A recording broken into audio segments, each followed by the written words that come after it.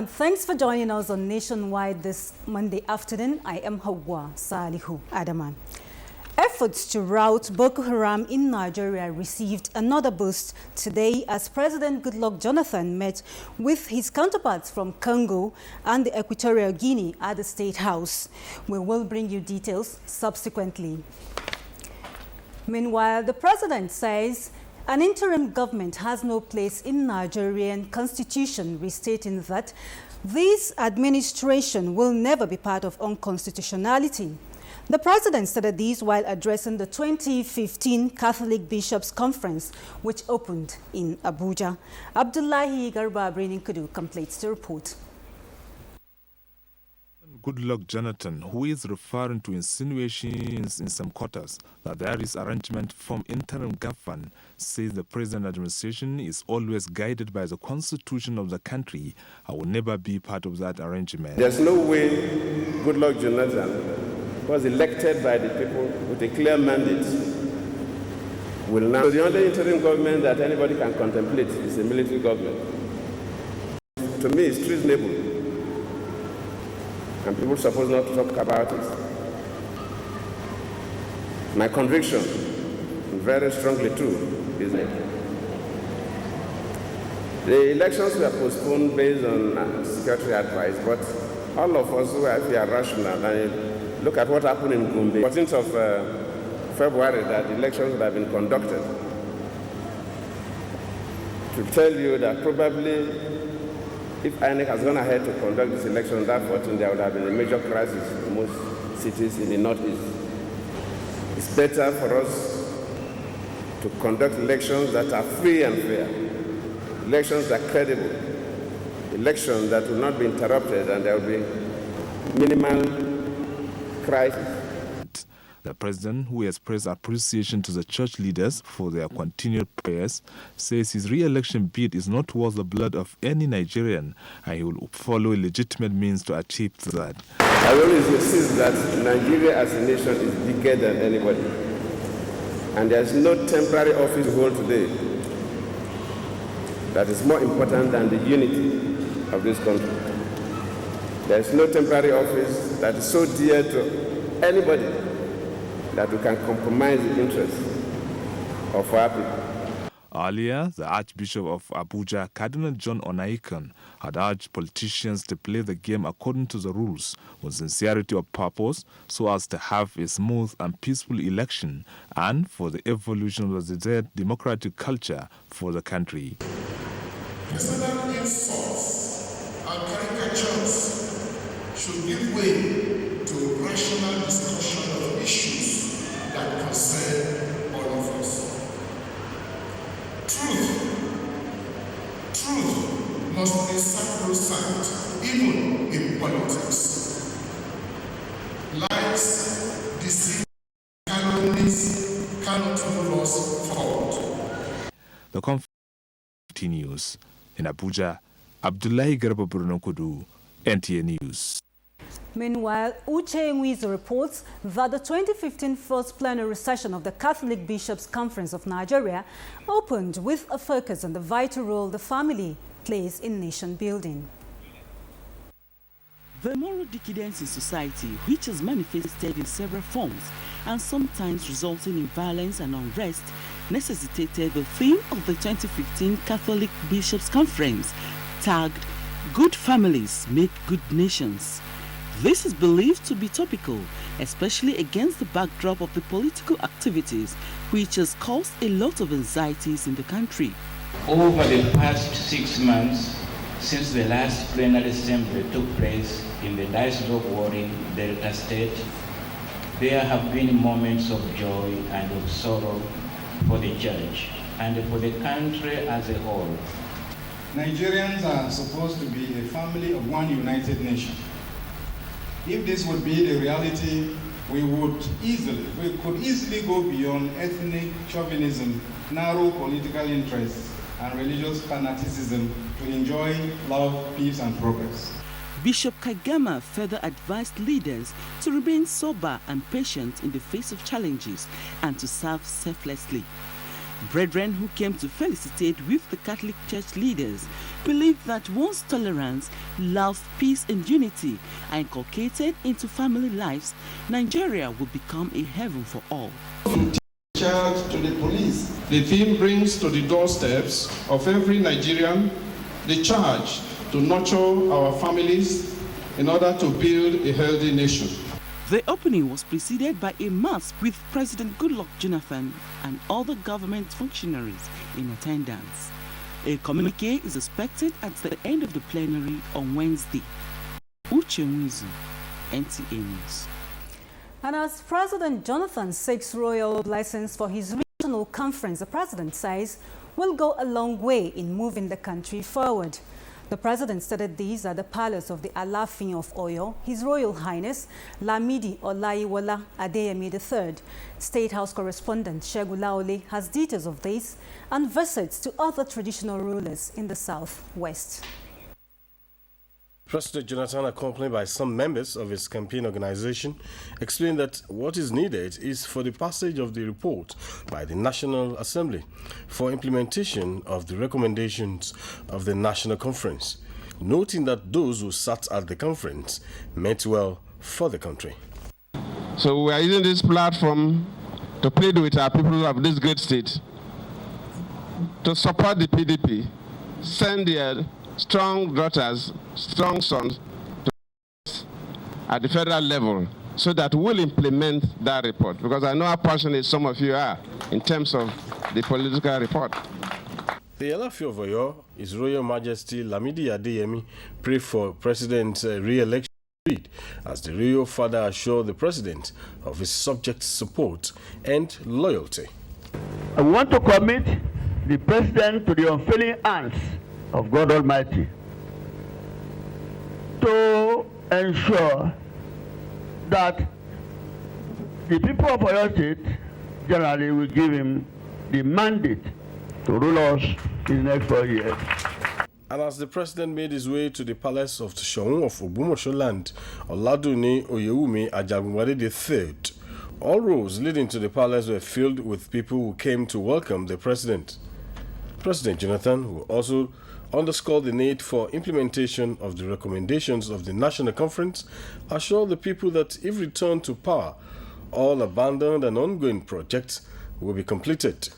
But all this will not be possible because we're in the transitional phase if we are not allowed to consolidate and make sure that we drive this process to a level where you cannot move us backward. And that is why we plead with our great people of this great state, great people of this great city, to work with us to see that we move Nigeria forward to a level that some of those basic things that others enjoy in other parts of the world, then here we have to struggle for. We don't even have to be a thing of the past. Shaun's son read the royal father's message calling for the completion of the mid-section of the Ibadan-Ilorin road. Is your giant stride in resuscitating the railway infrastructure across the country. We equally recognize your untiring support to the Nigerian youth and women.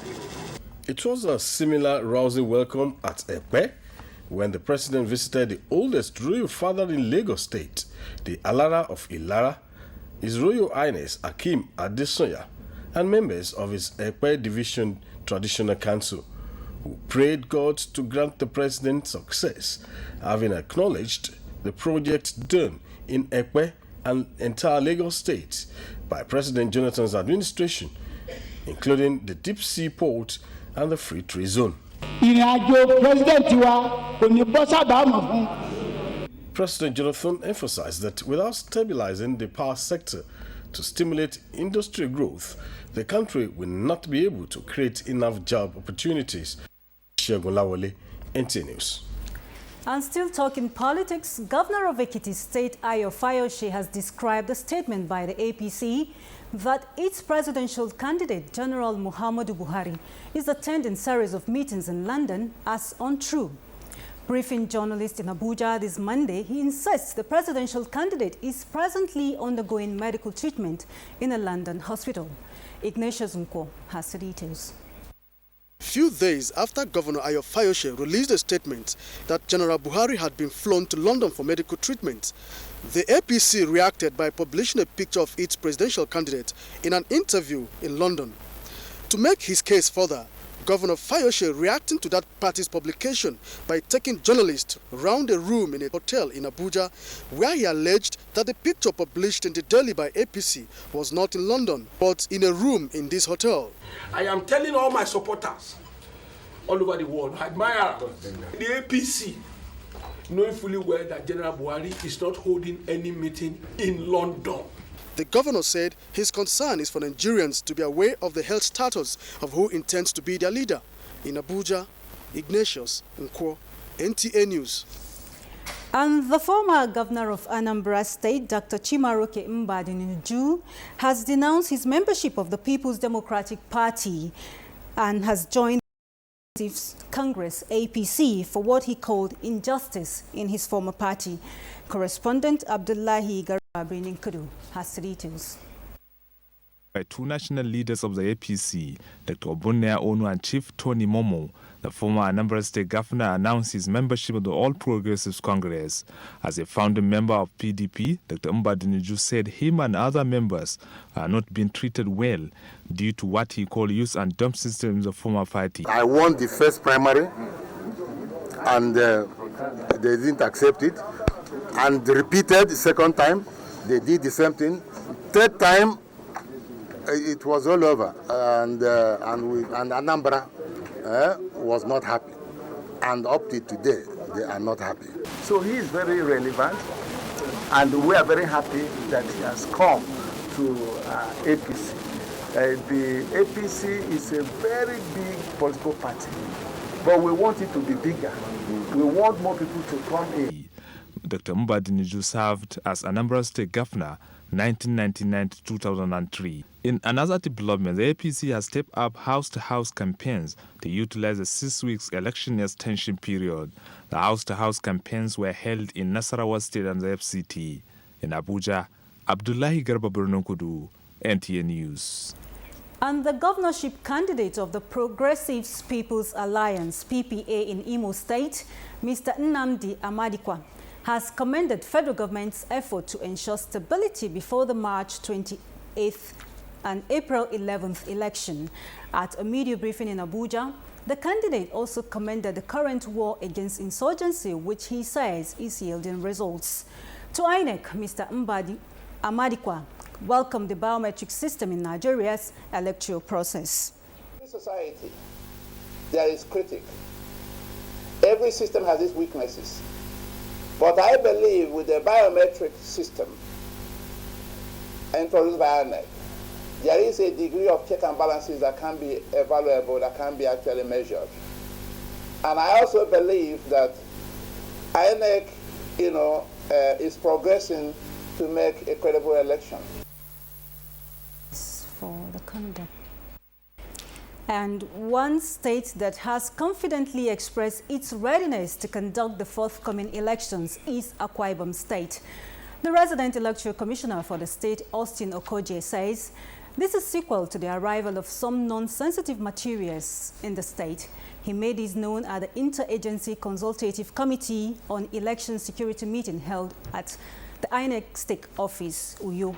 Edidium Iba reports. The Interagency Consultative Committee on Election Security is made up of heads of security agencies and other relevant heads of agencies in the state and is headed by the Commissioner of Police. Briefing the committee, the resident electoral commissioner in the state, Mr. Austin Okoje, said out of the over 1.6 million permanent voter cards received, over 1.4 million have been distributed, representing a total of 87%. Mr. Okoje commended the officers and men of the Nigerian police and the State Security Service for promptly responding and recovering some permanent voter cards that were snatched. The list of polling units in the rural areas, we have 8 local government council areas, 26 registration areas, and 147 polling units. We've been able to print all the register for the polls for the election. On the sensitization of voters across the state, the commissioner said the commission has carried out adequate sensitization through road shows, television, radio and print advertorials to boost the level of awareness by voters. The Interagency Consultative Committee on Election Security is set up to ensure adequate preparation for security of staff and materials before, during and after the general elections. In Uyo, Edidion Iba, NTA News. Meanwhile, a peace accord has been signed by all the governorship candidates of the different political parties in Akwa Ibom State. The event, which held at the instance of the Nigeria Police Force in collaboration with other security agencies in the state, took place at the police officers' mess, Uyo. Kingsley Ibanga was there for NTA News. The event had in attendance all the governorship candidates as well as other candidates in the forthcoming elections. The AIG in charge of Zone 6, Tunde Ogonzakida, advised the candidate to play the game according to rules so as to avoid violence. The AIG said he will not condone violence of any sort and will apply sanction on the voters of the peace accord. I've directed all my commissioners of police to also constitute special squads on electoral offences and transfer all electoral offenders to my office in Calabar. The State Commissioner of Police, Gabriel Achong, said the signing of the peace accord by the different parties in the state is a sign of good things and call on all stakeholders to embrace peace. No matter the political party is an Akwa Ibomite, and that is why we are here to sign that as Akwa Ibomite, we are going to play by the rule. The candidate thereafter took their turns to sign their accord. Akwa Ibom had actually resolved amongst the citizens that will make it one of the most peaceful. No rancor, no bitterness. We want to play according to the rules of the game. As a party, throughout our campaigns so far, we have demonstrated a commitment keeping peace. In Uyo, Kingsley Ibanga, NTA News. Prayers for political stability in the country as stakeholders showcase monumental strides of President Jonathan. These and more with Demola in our Lagos studios. Hello, Demola, it's over to you. Thank you, Awa. Good afternoon and welcome to Lagos. A book highlighting the achievements of President Goodluck Jonathan since the inception of his administration has been launched in Lagos. The book, titled Showcasing Goodluck Ebele Jonathan's Monumental Strides, a Third-Party Perspective, was presented to the public by former Minister of State for Defense Musiliu Obanikoro and PDP governorship candidate in Lagos State, Jimmy Agbaje. John Batima reports. The 243-page book is subdivided into 6 parts. It has 16 chapters covering key sectors where the administration's achievements are recorded. Dr. Adeshino, who is doing a fantastic job for PDP and the government of President Jonathan, that those rights should be renamed to Jonathan rights. The government has done interestingly well by constructing, within the last 6 years, 37 brand new dams that have made dry season agriculture possible in the far north. The publisher says the work is a result of painstaking research conducted by the team with documentary evidence to show. In economy and finance, the president said as follows: we are determined to sustain our macroeconomic fundamentals, to strengthen our domestic institutions, and to invest in priority sectors. The soft cover of the book consists mainly of pictorial achievements recorded in different sectors. Let us, in conclusion, thank the author for a good job. It's a very good work. I've had occasion to see, and at a glance, it's a very good summary of what you have. And I'm sure that this is something that we will need to do. The book also dwells on comprehensive voter education and the electoral process in the country. In Lagos, John Batiman, NTA News. Lagos State Governor Babatunde Fashola has pledged his commitment towards the welfare of state judicial workers. The governor stressed this at the commissioning of a courtroom in Ikeja. Jesuton Moses reports that the governor also launched 100 new air-conditioned passenger buses with Wi-Fi on board. Speaking at the commissioning of the Roslina Motor Shop Combined Courthouse, Mr. Fashola noted that the last strike of judicial workers in the country was a trying period, noting that shutting down the entire judicial system was a great risk. In this democracy, yes, there are arms of government, they are independent of one another, but my experience has shown that we are more interdependent than we are independent of one another. At the launch of the 100 new commercial buses, the governor stressed that the transportation sector must be given proper attention for the sake of the economy. The governor noticed that the public-private partnership in the transportation sector of the state was creating jobs. Also, as the agency of government that has this responsibility, we continue to retweak, and we thought that, look, this company itself was going to grind to a halt if all it did was to run on unviable routes. So we expanded its width, and this is where the bus franchising model came to life.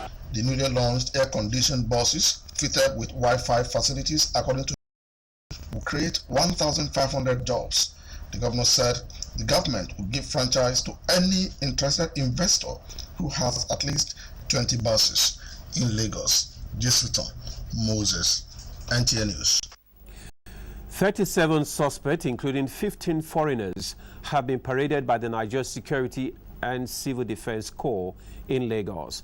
The Commandant Abafi Gabriel disclosed that various offenses ranging from illegal bunkering of diesel and petrol to tampering with electricity facilities. Jane Ojuku reports.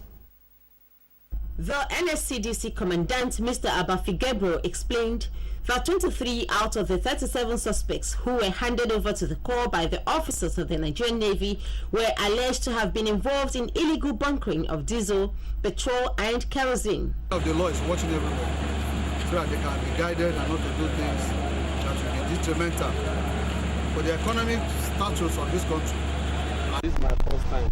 According to the commandant, over 380 drums of petroleum products were recovered from the suspects. 14 of the suspects were arrested for offenses bordering on tampering with electricity facilities. Others were those who sidetrack the paint meters so that they can have easy access. Once you bypass meter, that means the meter is not ready. You are consuming free of charge. The money that should have accrued to the company for us to reinvest into giving energy to people have been lost. The suspects will soon be charged to court. In Lagos, Jane Ojuku, NTA News. The Synod of the West of the Presbyterian Church of Nigeria has prayed for peace and political stability in Nigeria. The prayers were offered at the opening ceremony of 2015 Synod of the West Presbyterian Church of Nigeria in Lagos. The one-day synod has the theme, Reigning in Life Through Christ. The report. The Synod of the West of the Presbyterian Church of Nigeria is an assembly of spiritual stock-taking and assessment of how the church has fared in empowering members and winning souls. The moderator of the Synod of the West, Reverend Nnanna Odege, enjoined men of God as well as all peace-loving Nigerians to continue to pray for peace and political stability in Nigeria. He said that God's hand is on Nigeria and therefore believes that nobody or group of persons can destroy, destabilize, or break up the country. Trouble may happen, chaos and chaotic situations may also be here and there. But one thing is sure, Nigeria's prophetic ordination will take her through the troubles and the thicks and thins of her existence. What matters is that we are together one, be it a Christian, be it a Muslim. We should come together, pray, and let God guide us in our choices of people to lead us. In his sermon, Reverend Basi Ayek Basi said that Christians should live a consecrated life, value their spiritual and physical life. Wherever you are, in politics, in the society, in business, you must be seen as the light which Jesus Christ called all of us. The ceremony was used to recognize some members and non-members of the Presbyterian Church of Nigeria who have contributed towards the propagation of the gospel, one of whom was a 98-year-old Pa Ateya woman who bagged a long service award. And that does it from Lagos. It's back to you, Awa, for more on Nationwide. Good afternoon. Many thanks, Demola. And moving on, the federal government has reiterated its commitment to create more employment opportunities for the Nigerian youth. Coordinating Minister of the Economy and Minister of Finance, Ngozi Okonjo-Iweala, stated these in Lagos during the presentation of the scorecard on the graduate internship scheme. Abdul Malik Adiu reports. The Internship Scheme GIS program was launched in October 2012, essentially to boost job opportunity for graduates in Nigeria. 3 years down the road, the Coordinating Minister for the Economy and Minister of Finance, Ngozi Okonjo-Iweala, is confident that the program has been impactful. Wing came in that those who are struggling to create businesses for themselves, they should receive support. And I'm very proud that we've had so much synergy here that we had a company that could help young GIS graduates to go from being graduates to winning the UWIN grant and setting up their own companies. Reiterating the growth recorded by the scheme, the chairman of Shaw P, General Martin Luther Agwai, retired, stated that 275,000 jobs have been created under the Shaw P and 9,000 interns have been placed. And every of our intervention is, in the past 3 years, has capacity building embedded in it, so that young Nigerians and others, including our graduates, can benefit directly from the projects, not just monetarily, but in terms of teaching them skills, patriotism, and imparting training as well. 2 interns from the GIS scheme, Olabisi Mayawa and Ahmed Sani, also shared their success story. Farmers Limited, with the support and training they give me, I developed a software for input disbursement for Zamfara Special Irrigation Program. The highlight of the event was the announcement that all interns at the graduate internship scheme are to leave the venue with a laptop printer and a modem. In Abuja, Abdul Malik Adio, NTA News. And the federal government, through the Niger Delta Development Commission, NDDC, has commenced construction of the Oshi Ayegule Uneme Nekwa Township Road in Akoko Edo local government area of Edo State.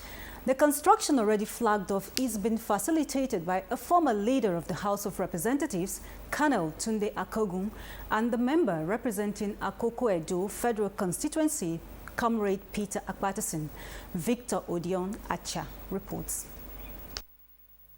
The 2.5-kilometer road connects Unemenekwa Osi Ayegule to the Ibilo Expressway, and the flag-off attracted leaders from various political parties.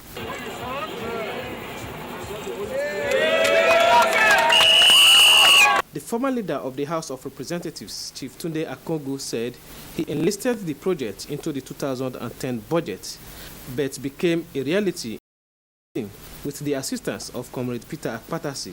He described the project as a manifestation of President Goodluck Jonathan's transformation agenda, who wants his development projects to reach every nook and cranny of Nigeria. The joy is that the project has started. The final joy, the ultimate joy, will be when it will be commissioned. For Comrade Peter Akpatasi, development has no political, tribal or religious coloration, but believes in continuity. Hence, he has to ensure that projects initiated by his predecessor are done before initiating new ones. We work together actually, both myself and my big uncle, Colonel Akogu, to ensure that this project came into fruition. And today, the people of Akoko Edo will benefit from that. In Akoko Edo, Victor Odion Acha, NTA News. The Director General of the Bureau of Public Enterprises says the development of the power sector under the private sector initiative in Nigeria has so far attracted about 300 billion naira investment within the last 1.5 years.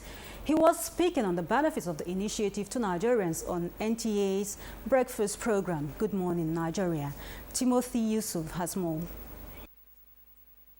The Director General of the BPE, Dr. Benjamin Ezra Dickey, pointed out that the power sector has been receiving a boost since the launch of the Power Roadmap in 2010. concerted efforts by the Jonathan administration to provide stable power supply to Nigerians, he said, brought about the privatization of the business of electric generation and distribution. Egbin power plant, the investors have put in over 50 billion naira to rehabilitate Unit 4 and rebuild Unit 6 and put 240 megawatts on the national grid. Shiroro has also improved its own plant. Jeba, Kayenji, Ugeli have all added capacity. Now, when you add up the quantum of the billions they have invested, it will be running to over 200, 300 billion naira within 1.5 years.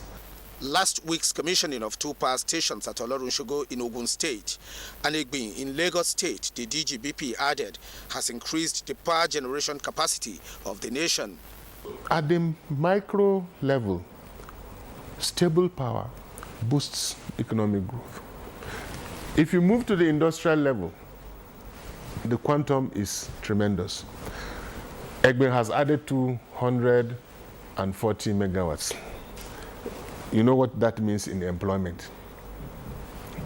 You know what that means supplying 240 megawatts to Lagos. It means 1 million people will have more stable power. The impact is tremendous. Besides employment, besides the fact that government now does not have to budget billions. Dr. Dickey further said that smart meters are being produced to add credibility to the sector and called on Nigerians to team up with government in its fight against vandalism of gas pipelines. Timothy Yusuf, NTA News. Let's pause for some messages now. Nationwide will be back shortly. Stay with us. I beg all fellow Nigerians to help me appeal to the head of state. If our mother is killed, there will be no other hope for us in the world. Gloria Iyama, just 11. She and her sister Patience, 2 daughters from a proud, hard-working woman of Nigeria. A single mother, Gladys Iyama, taken from Please her do not kill daughters. her for God's sake. Please, Daddy Buhari. Unfairly tried by General Buhari, heartlessly put to death. 2 girls orphaned by a man who knows no mercy. General Buhari took their mother, took her voice. Make your voice heard. On March 28th, vote no to dictatorship. No to the man who shows no mercy. Vote for justice and compassion. Vote good luck Ibeli Jonathan.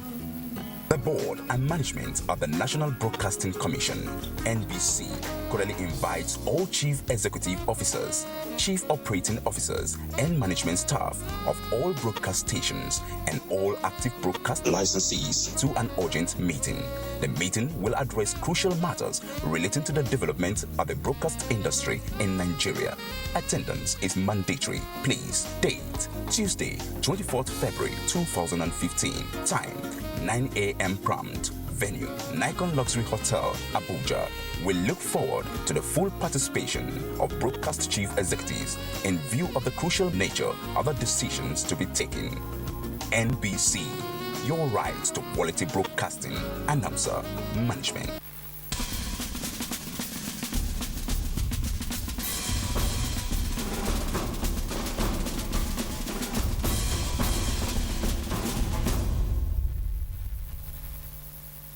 Regrettable that there are persons who still believe that we cannot undertake any collective task in our country without the hindrance of ethnic rivalry, even after 100 years of nationhood. This conference gives us an opportunity to prove such persons wrong, and I believe it will. He dared many. He did what everybody thought was impossible. The caliber and eminent status of the delegates attest to the importance which Nigerians attach to this enterprise. One of his most outstanding achievements is the convocation of the National Conference, where all ethnic nationalities came together and agreed on the future of Nigeria. Goodluck Jonathan is the only president that had the courage to do so. Let's give him another chance to implement the resolutions of the conference for our new Nigeria. Vote PDP. Vote Goodluck Sambo 2015. This message is brought to you by Continuity Advocates. Nigeria, we the people decree that the power of evil secrecy shall fail. All Nigerians should understand that a divided Nigeria can only mean catastrophic consequences for the entire black race. We all African countries count on you, and you are our beacon of hope. That when Nigeria sneezes, all of us will catch cold. All of us who look to Nigeria for lessons and inspiration never cease to thank God for this wonderful gift to Africa. Nigeria enjoys the respect, the admiration, the friendship, and the hope of an entire continent. The powerhouse of Africa. Nigeria. Unite and build Nigeria. God bless Nigeria. A message from protectors of Nigerian posterity.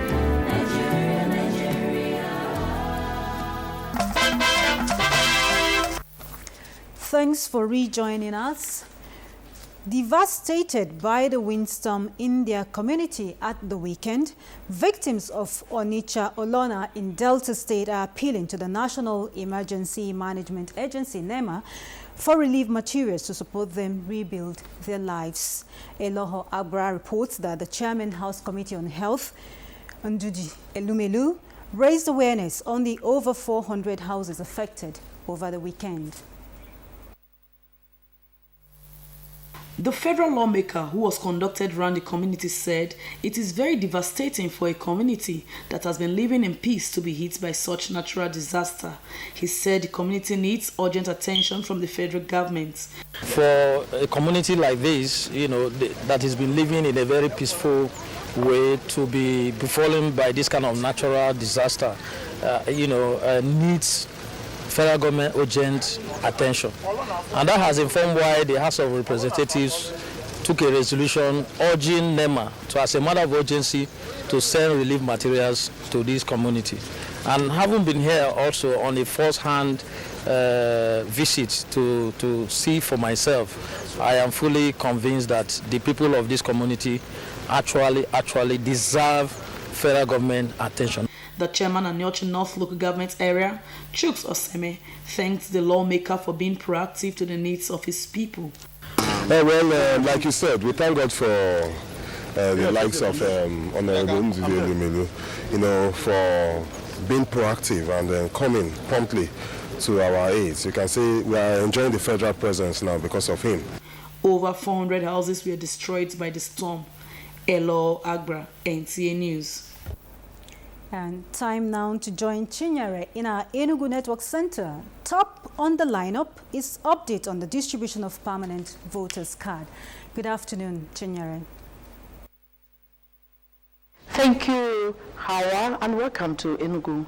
As election matters take center stage in national discourse, the issue of distribution and collection of permanent voter cards are still considered critical to the success of elections. Susan Eze sampled the level of compliance by registered voters. The INEC officials explained that turnout is usually low during working hours, but more in the mornings, evenings, and weekends. At the Opera Square Collection Center, the INEC official at work said turnout has been generally impressive, as most of the cards yet to be collected belong to mainly students who have probably graduated from school and left Enugu. He said the issue of card distribution and training of ad hoc staff on the use of the card reader machines are of priority to the commission. We have a very good number of people turning out to pick their PVCs. A sample of respondents in town revealed that while some have collected their permanent voters card, others have not collected for various reasons. I couldn't get it because I'm looking for a new one, I went there with my temporary voter's card. They went through my data and they provided my own permanent voter's card. After I've gone the first time to register and all that, they asked me to come the second time. A week later, I went and I just got it. Meanwhile, the distribution of the permanent voter's card is scheduled to end on the 8th of next month. In Enugu, Susan Eze, NTA News. The state government has urged host communities of government projects to ensure the protection of these projects cited in their areas.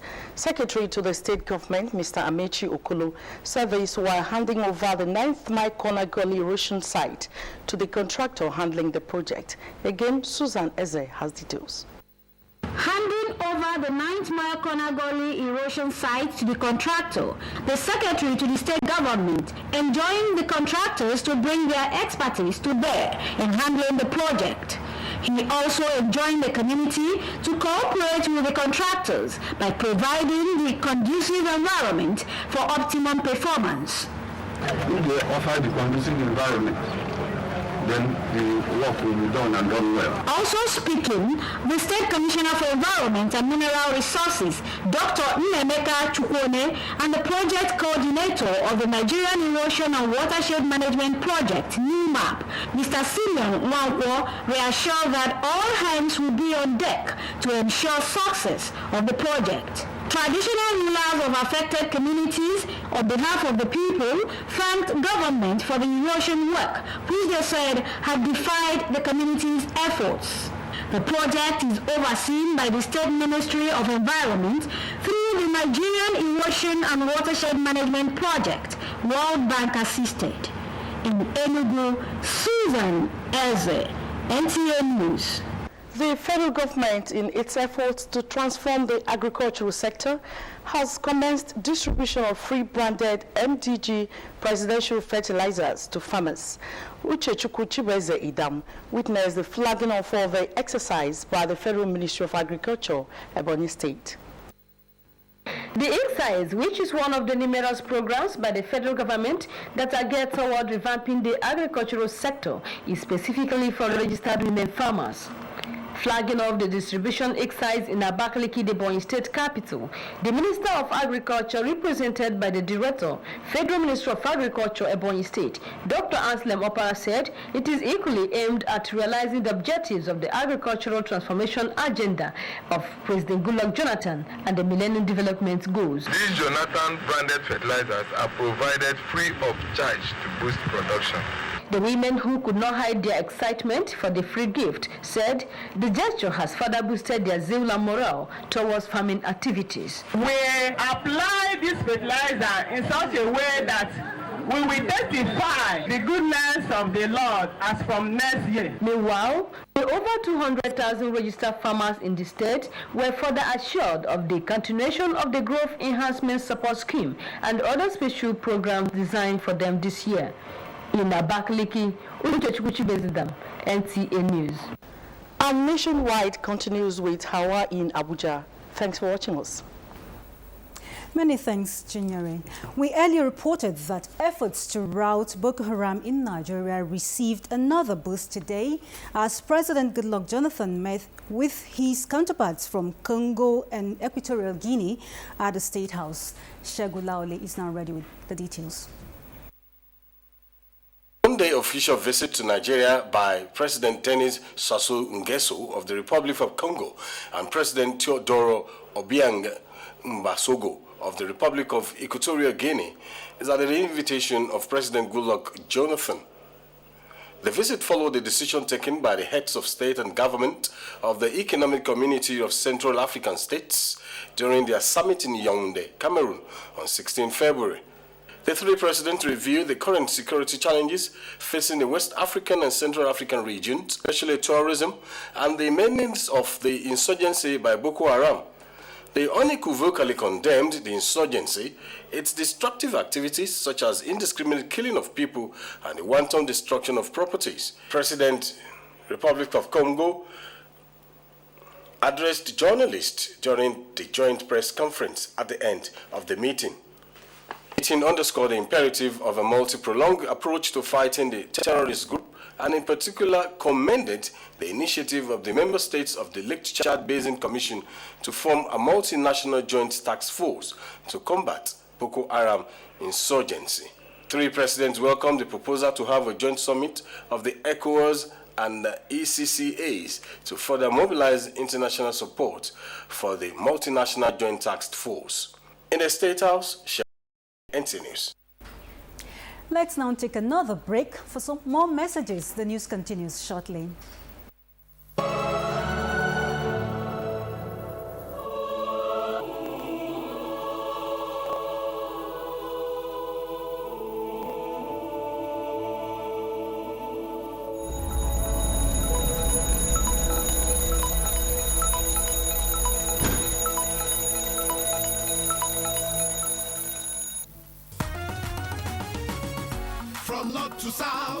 Undeterred by the enormous national challenges inherited since inception, the PDP government has worked compassionately to put Nigeria in the League of Nations. From a pariah nation to a nation of international repute substantiated by the influx of global investors into Nigeria, the decay in national infrastructure is receiving the much-needed attention it deserves. The trains are back on tracks after years of comatose. The second Niger bridge proposed decades ago is now in progress. Agric sector is being revamped. The hitherto stunted economy is now #1 in Africa. Understandably, we are not yet where we deserve. Yes, but we are making significant progress. Surely we are getting there. Vote Goodluck Jonathan for president. Goodluck Sambo. Transform Nigeria.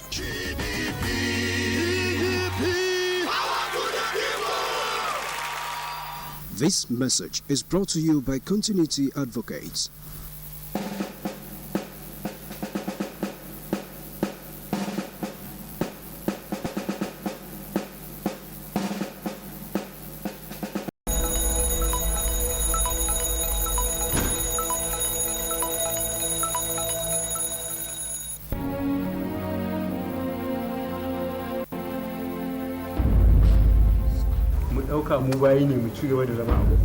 Nigeria is a democracy, not a monarchy.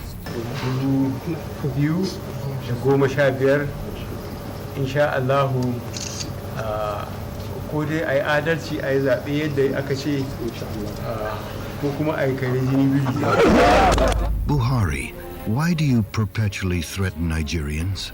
If you don't do it, it's the risk of your life. Nigerians, we were delivered once from the tyranny of General Buhari. The ambition of any politician is to want the blood of any Nigerian. On March 28th, go out and vote en masse. Vote for unity. Vote for the love of Nigeria. Vote Goodluck Ebele Jonathan for the continuity of one Nigeria. A message from We Are Nigerians. The water resources sector as a key to Nigeria's socio-economic growth is the focus on NTA Tuesday Live this week. Developing facilities and institutions, creating all year round jobs and economic empowerment, only on Tuesday Live. Incisive, educative and informative. Don't miss it. Join us. Moving to health matters now, a 2-day media orientation workshop is on in Abuja, aimed at sensitizing the media on the new injectable or inactivated polio vaccine recently introduced by the federal government.